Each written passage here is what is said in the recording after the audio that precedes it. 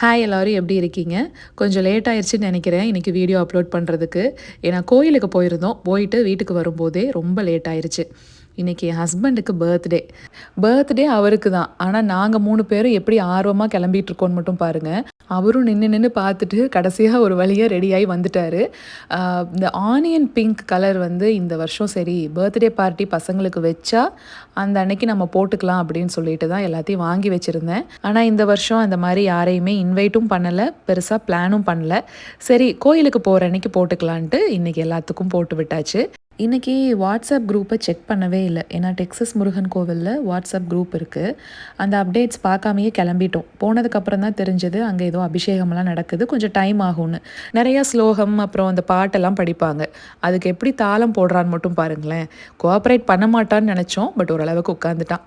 சரிங்க, நம்ம நாளைக்கு ஒரு ஷார்ட்ஸில் பார்க்கலாங்களா?